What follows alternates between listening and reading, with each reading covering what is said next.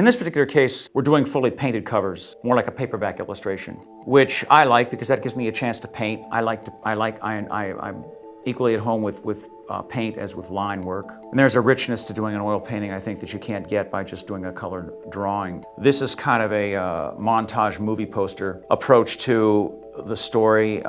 It's just got the major characters and some major elements of the story.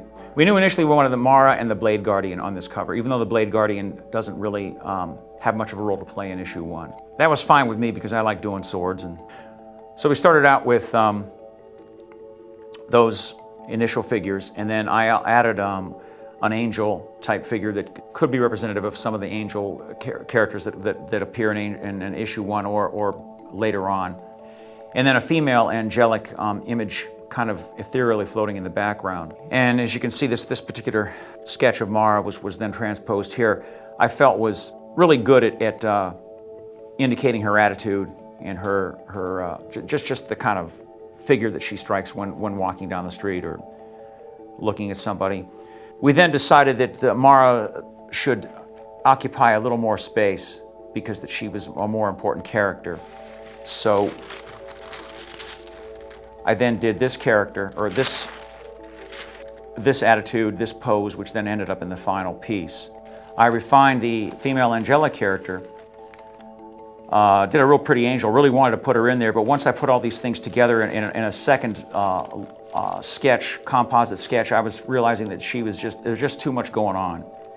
And it was too difficult. Some of the heads were the same size, so they seemed to be occupying the same plane when indeed they would not be. So it just wasn't going to work out compositionally. So I got some photo reference of a model, and I got prop swords and so forth, and I got a really good, clear shot of the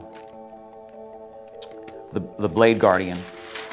Then interposed the new sketch of Mara, the revised sketch of Mara. Took out the female angelic figure, and then we came up with this. The color scheme, this was the one thing about when I talk about planning and solving problems ahead of time. I try to do that as often as I can. Sometimes I just take a chance. I never did, beyond doing the sketches, I did not ever do sometimes I just put a watercolor or marker colors on there just to indicate what colors I may be using, and I really didn't know what I was going to use on this. I just had a feeling, though, that it would come to me. So I just started painting. I mean, I just started putting on large dabs of paint and blending them in here and then working down to some detail. And initially I thought I'd made a big mistake, that I should have worked the color scheme out ahead of time because some of these colors were just glaring off each other, but I just kept refining it, and so this was a more spontaneous. The sketch, a lot, all the positioning of the figures, all those problems were solved in the sketch, but the color scheme was not. And I just took a chance on this and just almost went Jackson Pollock on it, and it turned out just exactly what I wanted. So that was luck and some skill, I guess.